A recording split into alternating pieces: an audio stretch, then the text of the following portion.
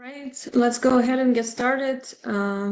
Good morning, good afternoon, good evening, wherever you are. My name is Julia Matevosyan. I'm a chief engineer at ESIG, and I would like to welcome you to our 2024 ESIG monthly webinar series and give you a little bit of background on ESIG. For those of you who are not familiar with ESIG, we're a membership-based nonprofit organization providing members with objective information, resources, and networking opportunities to support energy transition. We do that through workshops, tutorials, webinars, blogs, working groups, task force activities, and we are producing technical resource materials. If you're new to ESIG and would like to hear more, I strongly encourage you to follow up with us, and I think you will be pleasantly surprised. ESIG membership will give you opportunity to participate actively in all of our working groups and task forces. You can find more information about us at www.esig.energy, as well as on LinkedIn, Facebook, Twitter, and YouTube. ESIG also serves in a leadership role in Global Power System Transformation Consortium, or GPST, whose mission is bringing together key actors to catalyze rapid clean energy transition at unprecedented scope and speed. ESIG leads Pillar 1 of 5 pillars, which deals with research agenda of the system operators. More information on GPST can be found at www.globalpst.org. Okay, a few logistical matters before we go ahead and get started.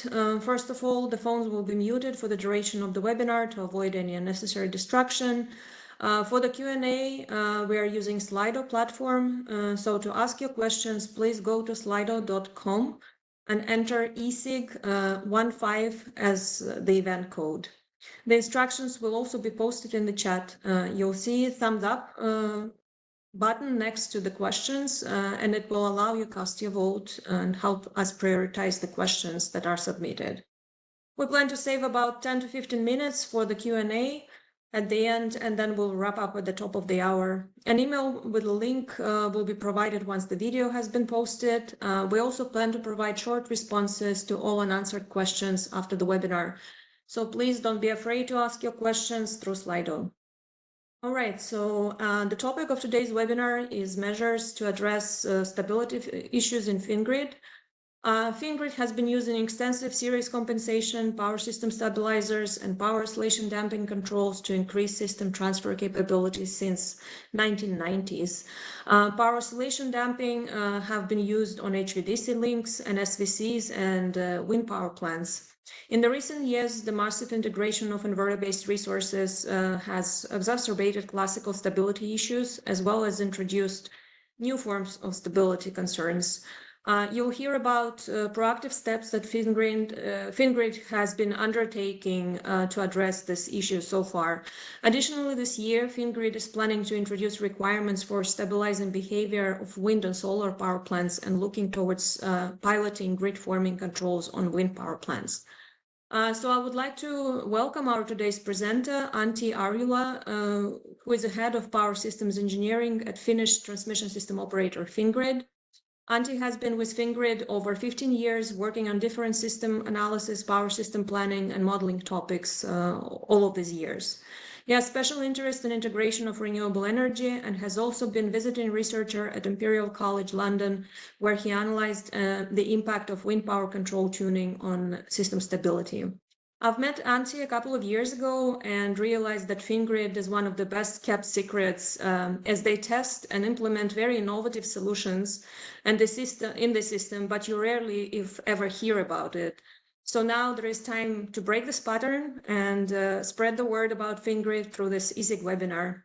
Antti, we also highly appreciate you doing this during your late evening time in Finland. So just a short reminder, once again, use Slido on slido.com with event code ESIG15 to ask your questions. And without any further ado, let's go ahead and get started. Antti, I give it over to you now.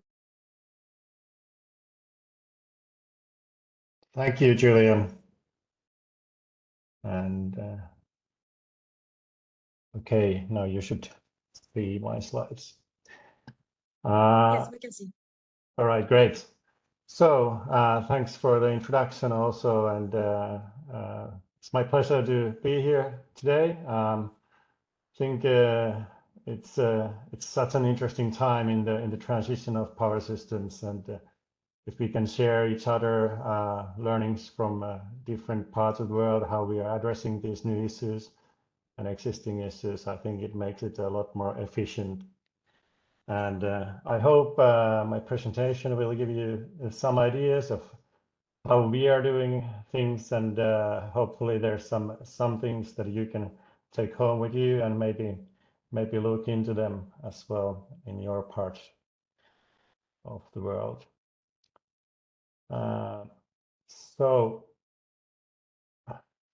Contents of my presentation. First, I will just give a short introduction to Fingrid and the Finnish electricity system transition. So what's happening there, or here actually, and then looking at the different stability phenomena, how they are affecting our grid and the ways that we are addressing them. So going through each of these stability categories, and then in the end concluding the presentation, and then we have the Q&A session. So just one slide on Fingrid. So we are the transmission system operator and keeping the lights on in Finland, and shaping the clean market-oriented power system of the future. Maybe one interesting point about our system is that it's really rapidly been changing towards carbon neutral power system. Last year it was 95% of the generation was already carbon neutral, and now the next step is like to have a carbon neutral Finland, and the government is aiming to have 2035 the whole society to be carbon neutral. So then that means a lot of more electrification, and that's what we are working with. If we look at, maybe Finland is not very familiar to all of you, but we are in Europe, in northern part of the Europe, one of the Nordic countries, and together with Sweden, Norway, and Eastern Denmark, our transmission system creates the synchronous region of Nordics. We have there on the left side, you can also see the HVDC links within the synchronous area and connecting to the other synchronous regions. So we have like 2 HVDC links to Estonia and to also internal within the Nordic synchronous region to the central Sweden from Finland. And we operate a 400 kV, 220 kV, and 110 kV grid in Finland. And what's been keeping us busy lately is a lot of wind power being connected. So if you look at 2022 statistics, we were integrating second most amount of onshore wind, onshore wind, and in total, if we account also offshore wind, we were third in Europe that year. Last year, we integrated about 1.35 gigawatts. So during the last 2 years, it's been more than 4 gigawatts of wind power being integrated to the grid, which is quite a lot when you think about the power system size. Our minimum load is about 6.5 gigawatts, and a maximum is 15 gigawatts. And here you can see like how that generation is split between different types. So the energy is coming one fourth from nuclear in 2022, and 20% from other thermal power, mainly biofuels, and 30% from hydro and 12% from wind power. But Then, no, not percent, I mean terawatt hours. Then last year we integrated one largest nuclear unit, so it's 1.65 gigawatts, and then also that amount of wind that was shown. So a lot of new generation, especially compared to the size of our system. So really big changes, and we expect this to go on with the rapid increase with the wind and solar. Here you can see the projected development of wind and solar in Finland. With the until like up to 10 gigawatts, it's already got connection agreement signed, and then the rest is expected. But there's a connection request for more than 350 gigawatts, so huge amounts, but of course not all of those will be connected. But there's a lot of potential as we are quite waste country with a little population. And also solar power, you might think that we are so far north that there's no solar power here, but during the summer it's actually sunny quite long in Lapland. It's sunny all day and night long also. So those and wind is blowing mainly in winter, so they are season-wise also fitting well together.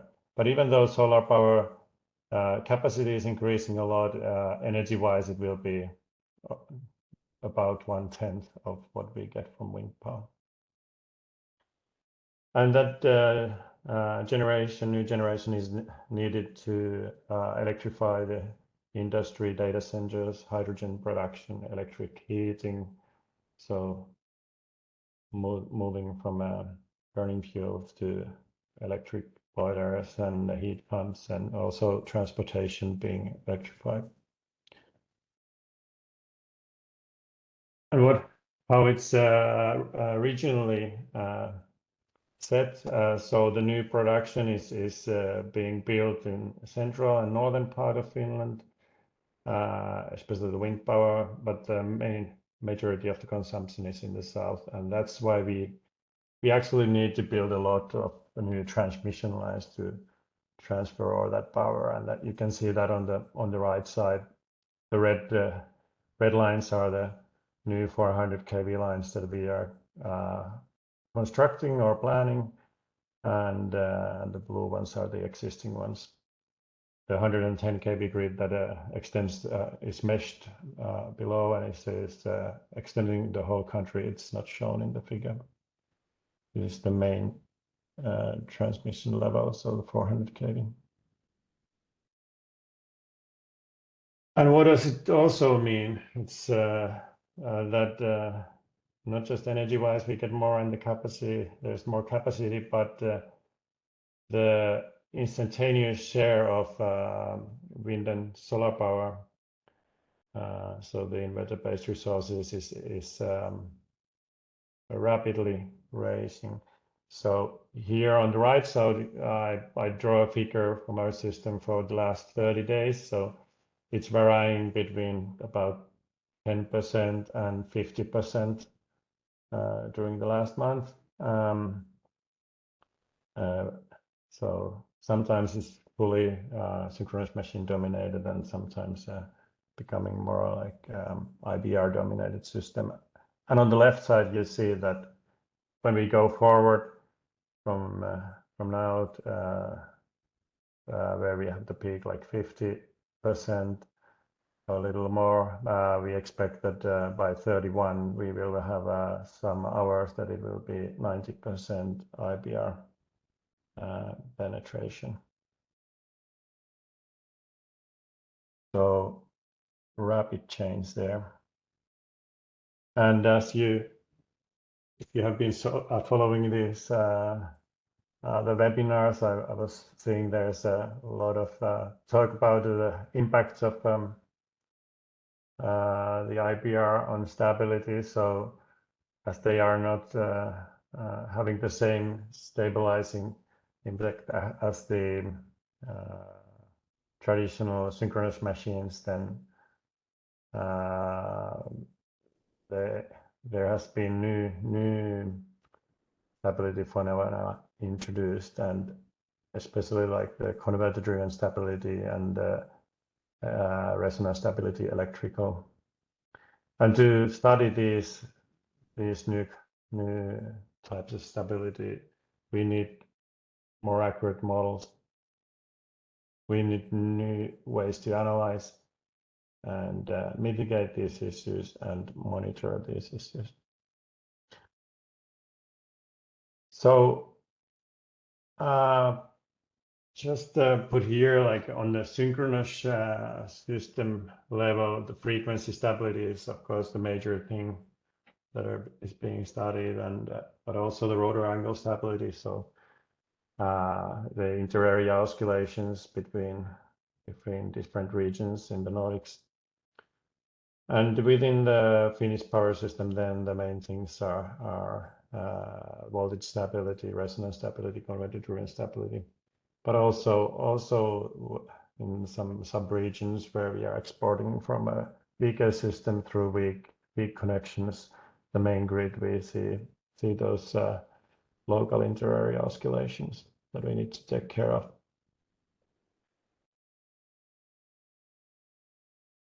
And I just put here one slide, like what's our main tools we are using for the study. So for frequency stability, it's this mathematical software, so MATLAB, and rotor angle stability, voltage stability, mainly studied in RMS simulations. And then resonance stability and converter-driven stability, mainly in EMT simulations. But there's some of the phenomena is also studied with the other software. So, for example, slow interaction can in some aspects be simulated with RMS simulations, and on top of that, the resonance stability we are doing like impedance scans from the RMS model. So it's not exactly like this, but this is like the main picture, like how they are used. So going into frequency stability. As in most markets, frequency control is happening through reserve market products. And maybe the interesting thing with the change in the system as synchronous machines have been replaced with power electronic interfaced or inverter-based resources, we are losing some of the inertia, and that's why this new product was introduced a couple of years ago, fast frequency reserve, which has a much faster activation time. So it will be fully activated within 0.7 to 1.3 seconds, depending on the activation threshold. And this we are forecasting like the kinetic energy of the grid, and based on that, if there's not enough inertia, then we acquire this FFR. Another aspect, like frequency stability perspective, is that we require in the grid code for the machines to stay connected when there is changes in frequency, or the rate of change of frequency is at maximum 2 Hz per second. So we have to stay below that level, so that we can be certain that all the connecting devices are staying connected in the grid. I'll try to go fast through these so we have more time into the more interesting new phenomena. But voltage stability, it's becoming like again an issue. So it's been previously, but then for some time. We had more generation closer to the consumption center, so it was not an issue. But now again, we are transferring the power along path from north to south, and from also from at times from Sweden in the north to southern Finland. And as the load is mainly in the south, and the fossil fuel-based thermal power plants that are being decommissioned are in the south, so we need the voltage stability actually limits the transfer capacity. So we have to come up with ways to support the voltage. And we are using extensively series compensation. I think not many grids in the world use it as heavily as we do. So all the lines in north and from north to south, and the interconnectors to Sweden, they are series compensated, and they actually have quite a high degree of compensation. It's 75% approximately. They're not exactly, but it's between 70 and 75 depending on the connection. Some of them are segmented, and some of them are just one fixed series cap. And on top of that, as we are now increasing the load, and in the south we have shorter lines, and we don't it's more meshed, so we've decided that series compensation is not really there. It's something that we can use.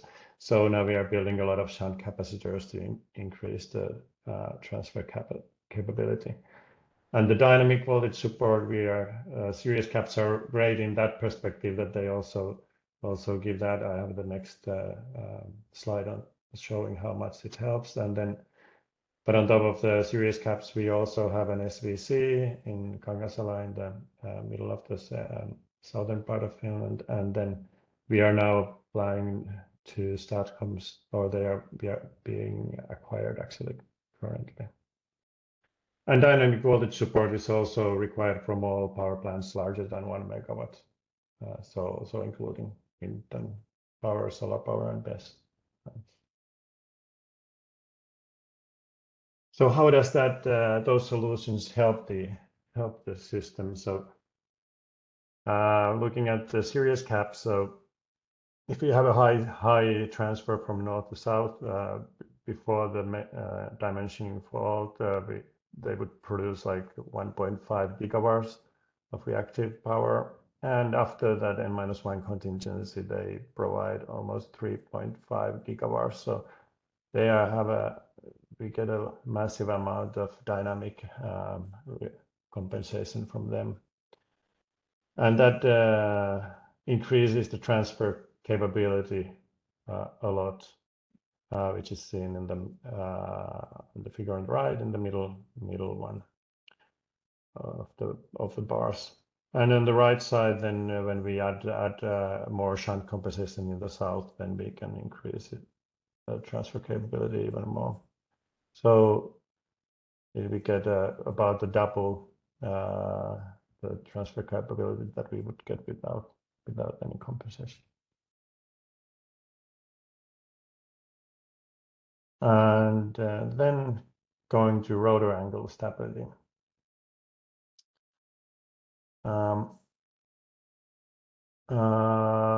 So I said there is inter-area oscillations within Nordics, and the main mode is between the generators in South Finland oscillating against the generators in southern Sweden and Norway through the interconnectors in the north. That mode is about 0.3 to 0.4 hertz, and the transmission path is in the dimension of 2,000 kilometers. So quite a long path. And just as I told you, we introduced that new very large unit that sometimes contributes more than 10% of the total system kinetic energy. So it was interesting to see how that impacts the damping of these oscillations. Of course, we were planning it quite in detail, and the tuning of the power system stabilizers has been going on for quite a while. But there on the right side, you see some measurements from before connecting and after connecting the large unit in certain phases of the commissioning. So it has a large impact as it has a big mass as well on the frequency, but also on the damping. And here, just that why is it interesting? It's because when we export the power from South Finland to north and then to Sweden and there back to south, then it actually limits the export capacity, this damping of power system, these power oscillations. And to improve the situation, as said, we have the power system stabilizers tuned to damp the inter-area oscillation mode in all the large synchronous generators. On top of that, we have active power oscillation damping control in the HVDC links and reactive power POD in the SVC. So that's the main dominant mode in the Nordic system. Then on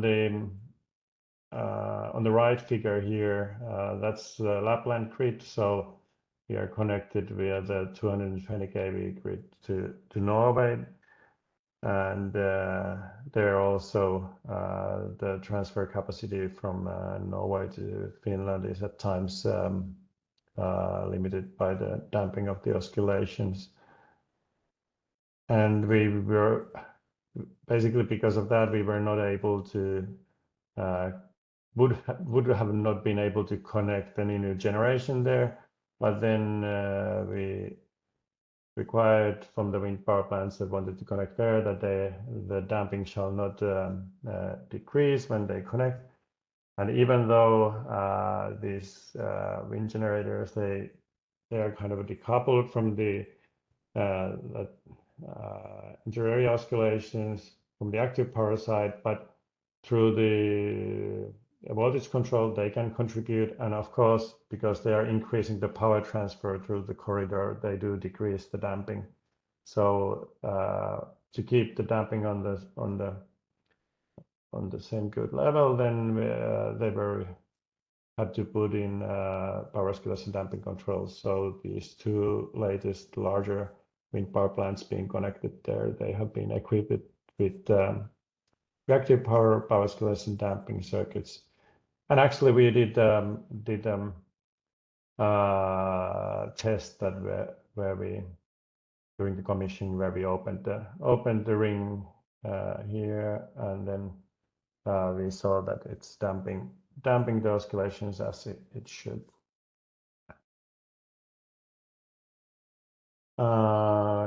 Just an example here on the figure, like how much the just the SVC power oscillation damping control impacts the damping of interior oscillations.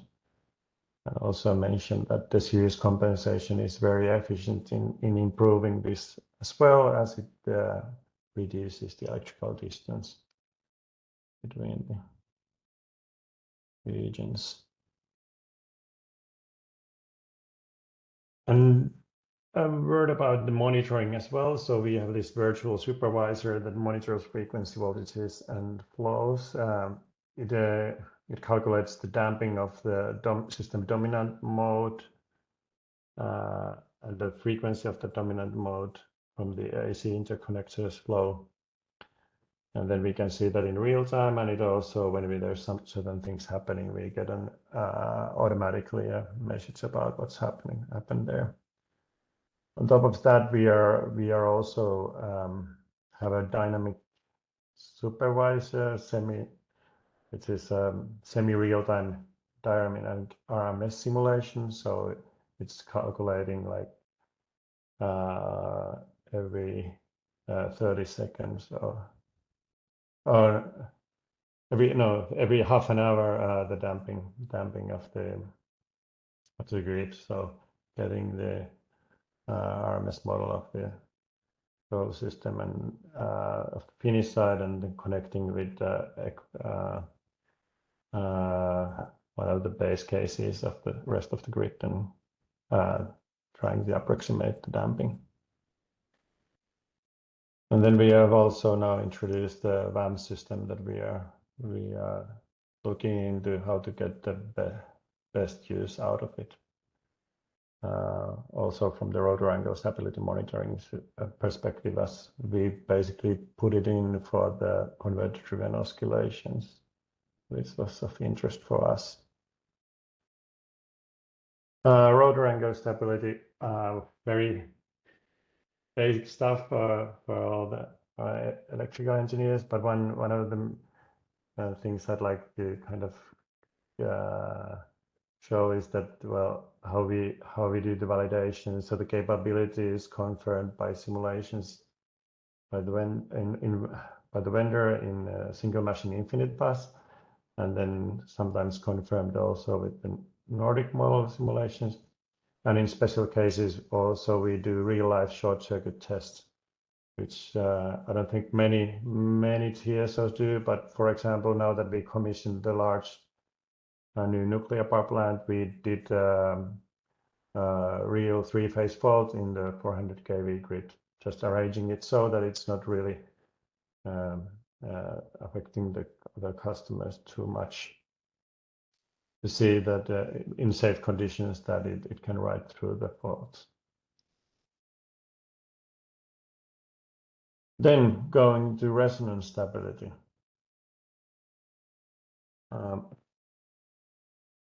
So the electrical first, as we have a very high level of series compensation in the grid, we require special attention to be given to this when connecting power plants in this region. So when there's, well, if there's turbo generators, but now with electrical also with converters being connected, there's like wind power plants.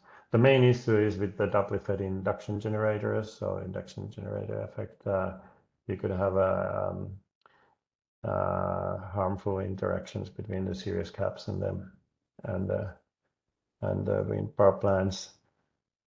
And this has been seen in simulations, and also we have measured small interactions through the, you can see those in the PMU measurements.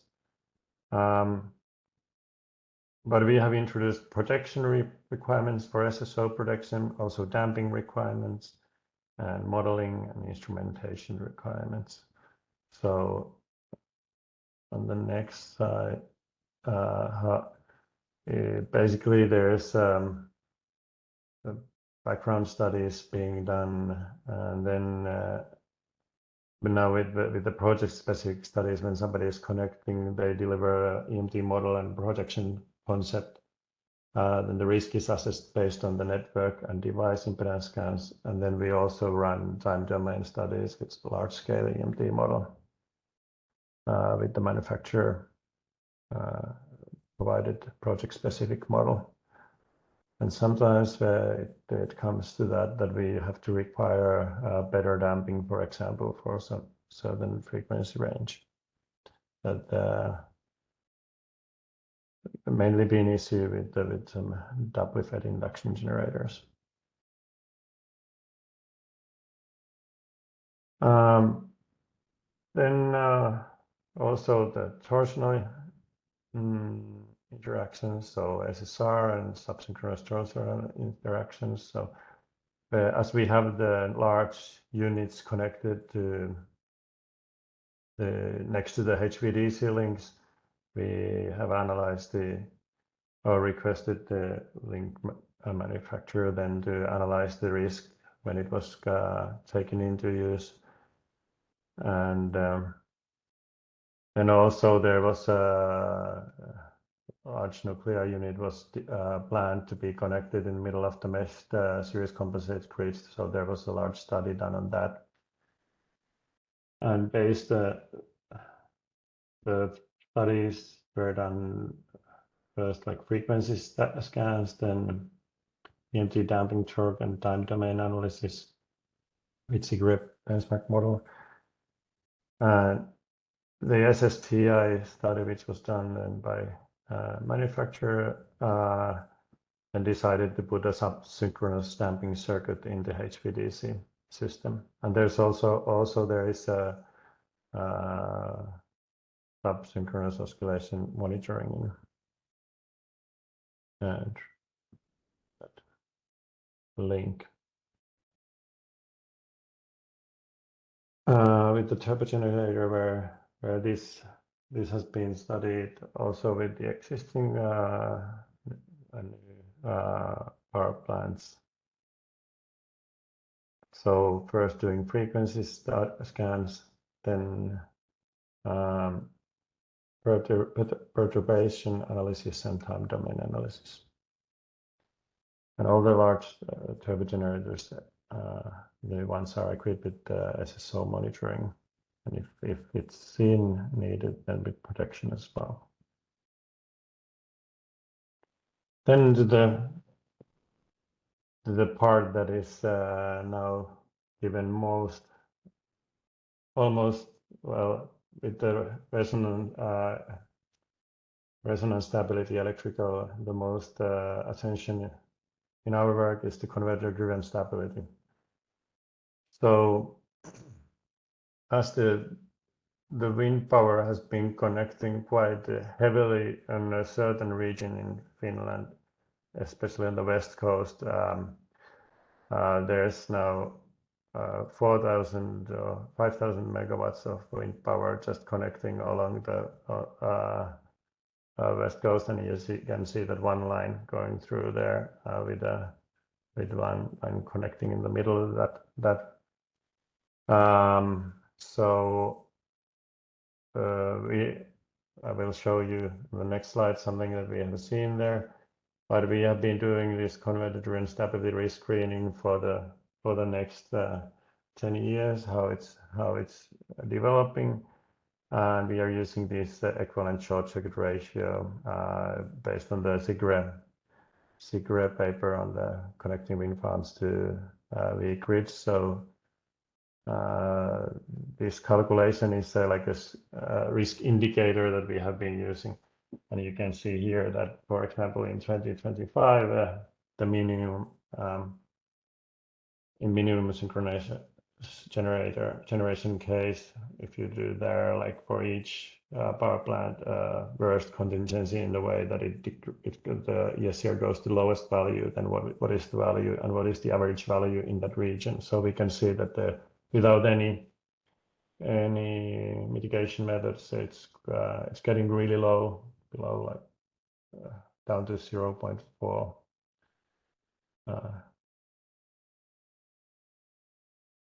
Yes, and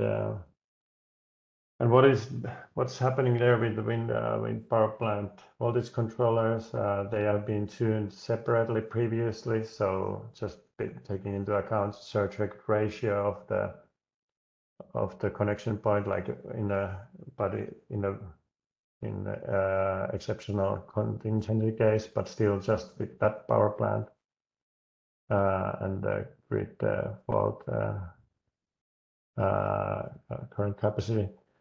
But that means that when you put their parallel wind farms, they all kind of act together, and then we see that it's becoming way too aggressive, and these tuning principles did not work. So we changed our tuning principles from this SCR-based to this ESCR-based approach. There's a link there at the bottom. It's basically calculating the kind of filtered ESCR value for the connection point. So not at the not at the inverter level, but at the connection point.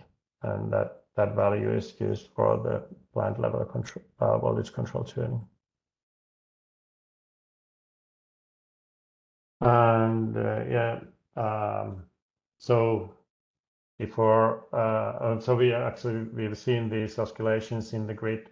On the west coast, there was one event where there was along 300 kilometers of the line, there was some forced outages that had to be taken, and then that caused all the wind power plants in that region to oscillate. This recording is from quite far away, so the oscillation was much on the left side. I mean, it was much higher oscillations where the grid was the weakest compared to the amount of wind power. So this was 300 kilometers actually from that point where this EMU measurement is from.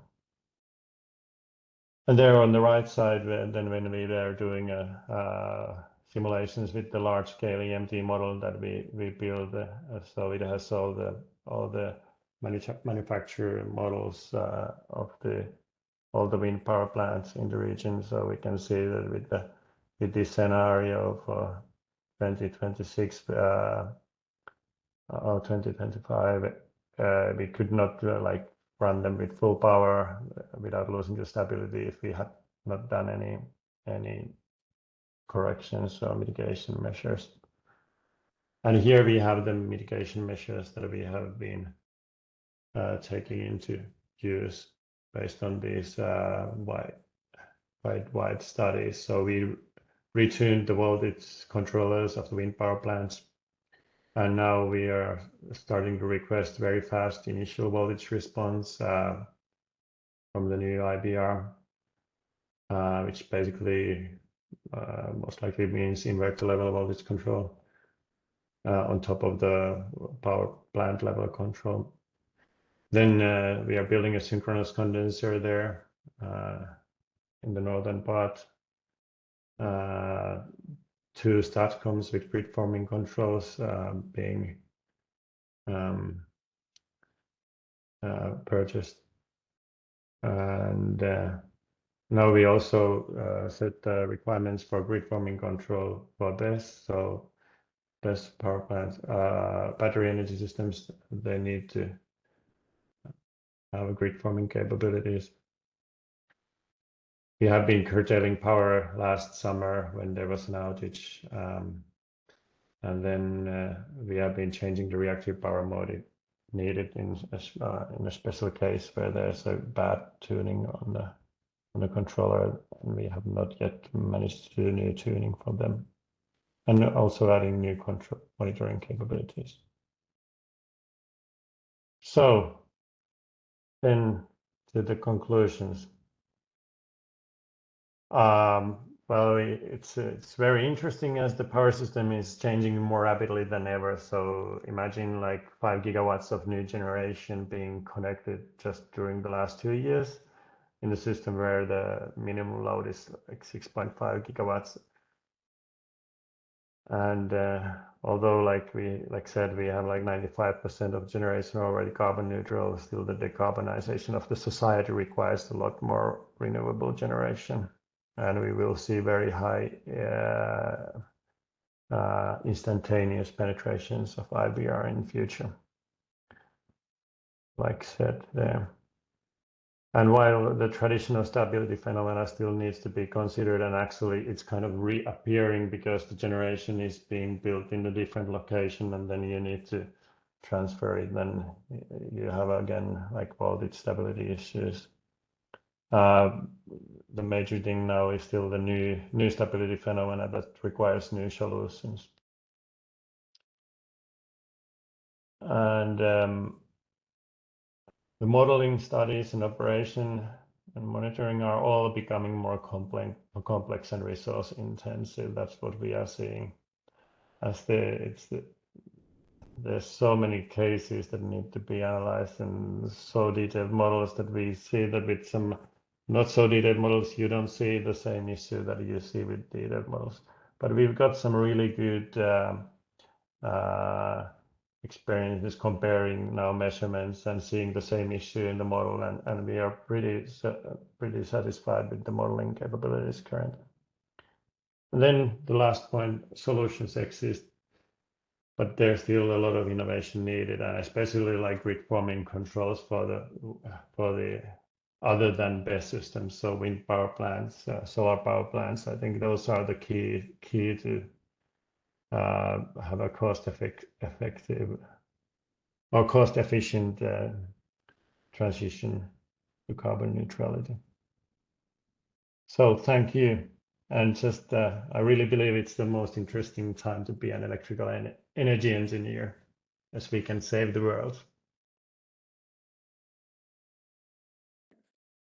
Thanks, Antti. Very interesting stuff. Lots of questions here. So I think you'll get to take some of them home still.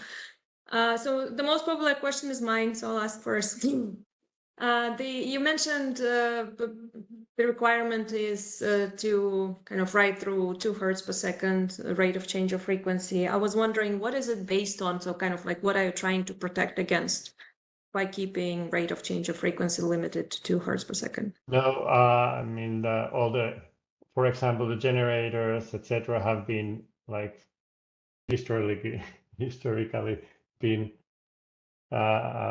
required to stay connected when we are below that level. So we cannot like move beyond that. Otherwise, we need to change all the existing connected devices in the grid. So that's kind of setting that then we would need to, if that, and currently we are not going close to that even on the synchronous system level. That could happen in an islanding situation maybe, or system speed. Thanks. Next question is, how can you avoid resonance point due to series compensators in operation stage?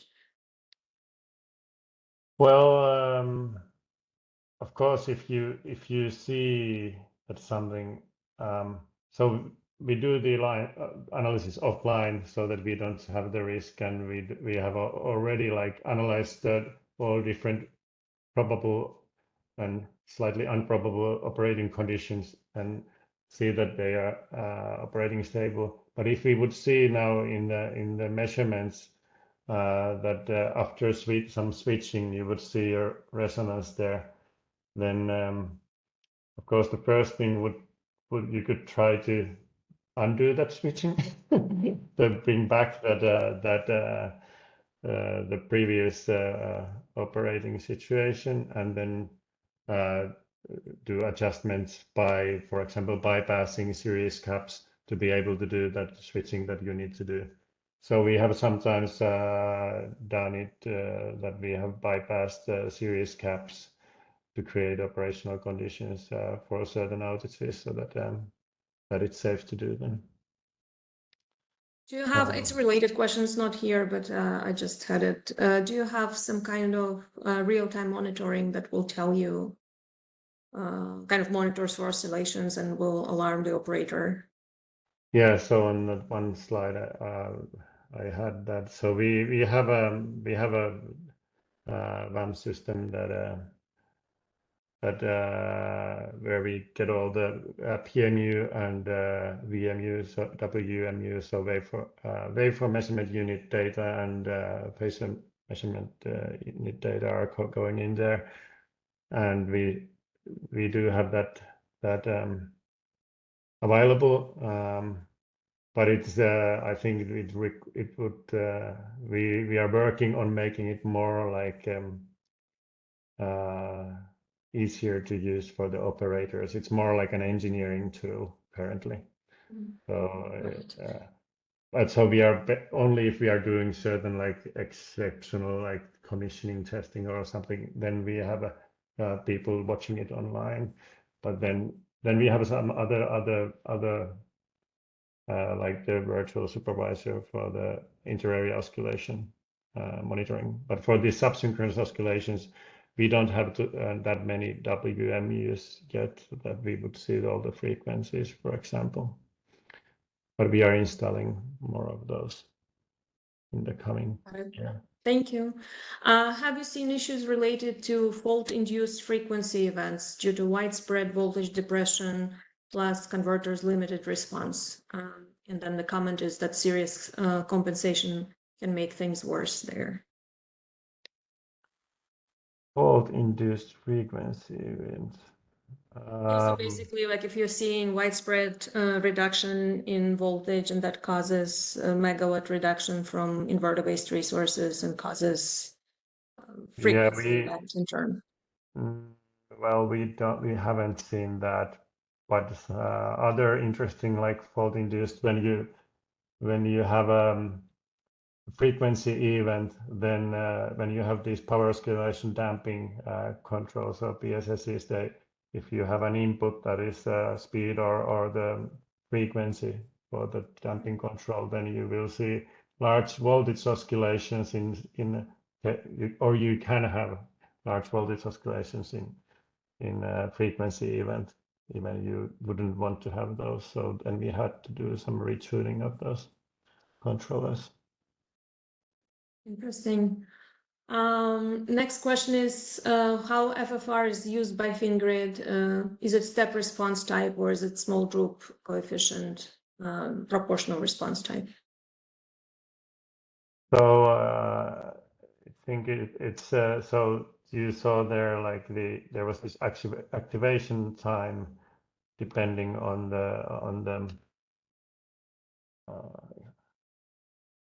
how low the voltage goes. So there's a shorter activation time if the frequency goes down. So but it's not a group.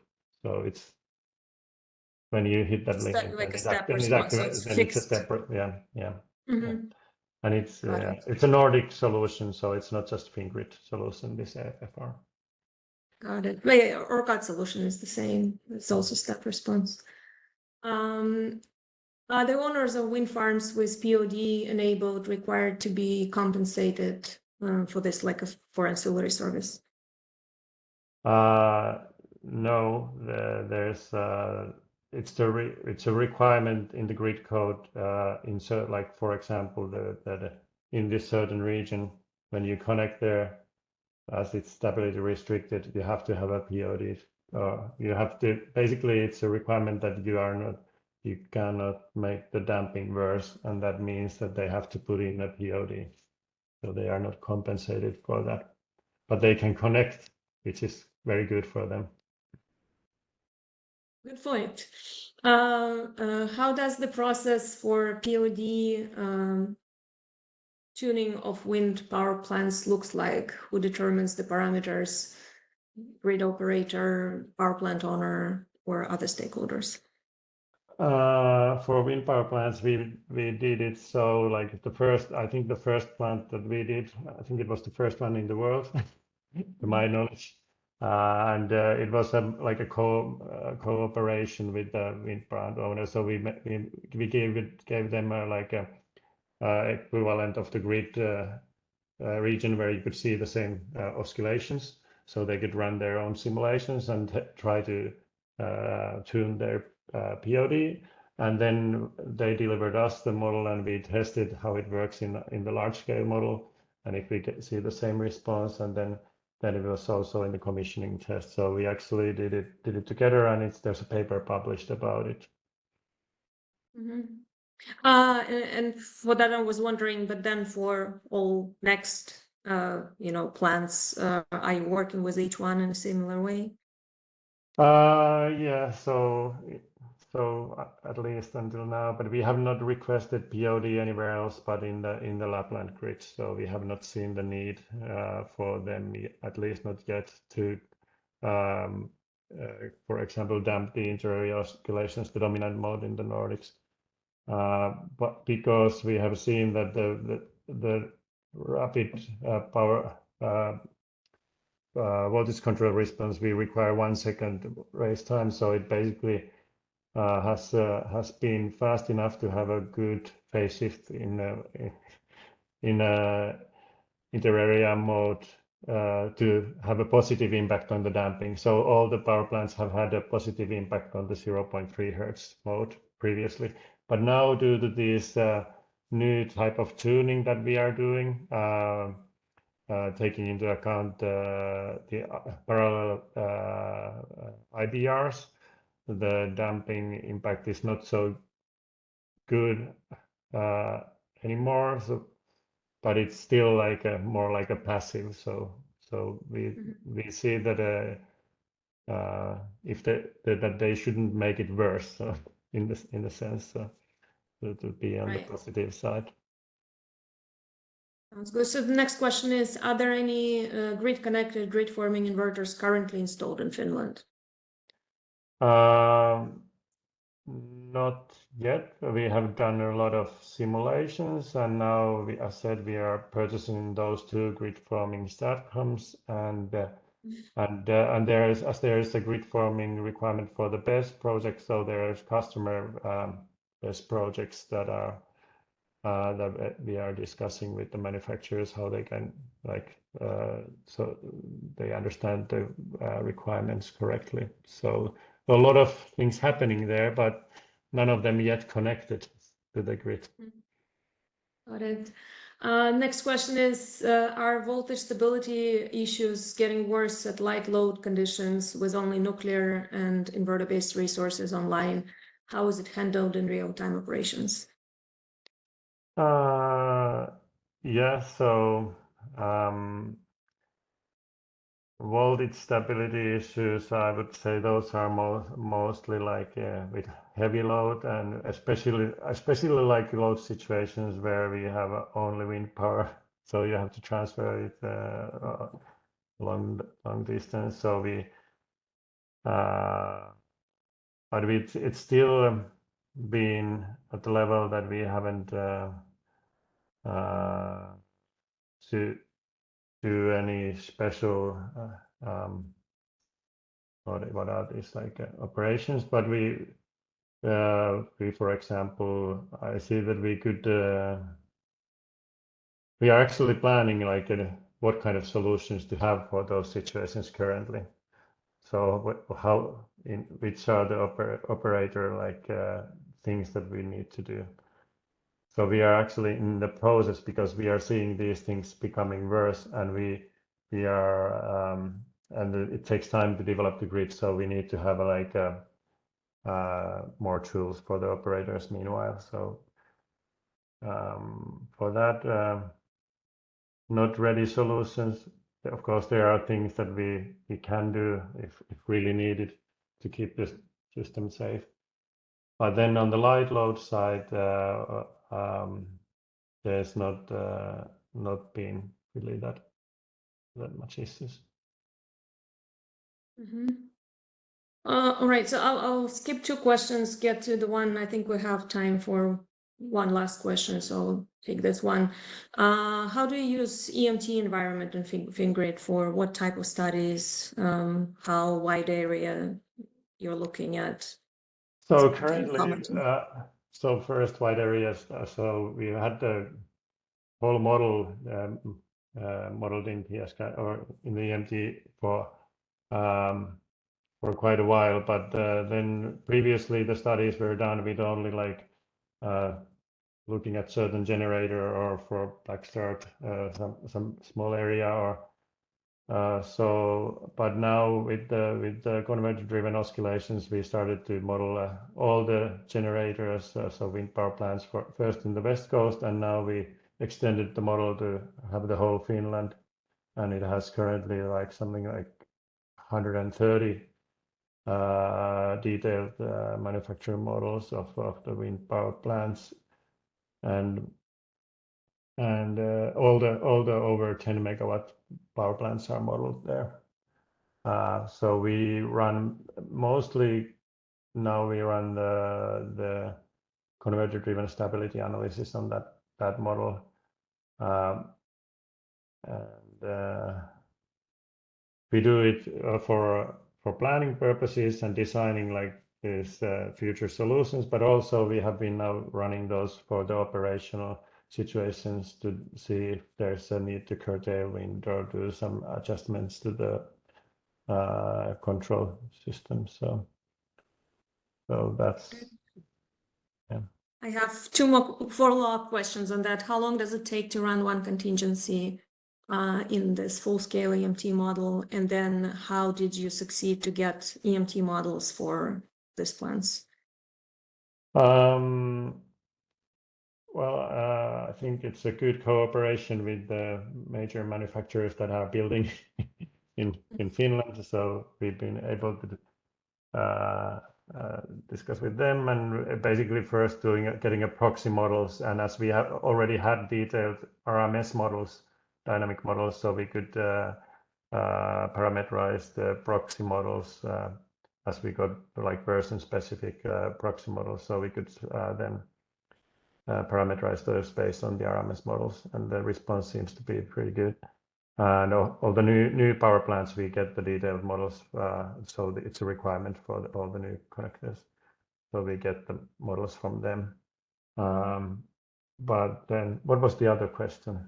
How long does it take to simulate one contingency? I would need to ask our experts but it's I think it's currently like something like 3 hours, but you can run a few simulations in parallel. So that's my understanding.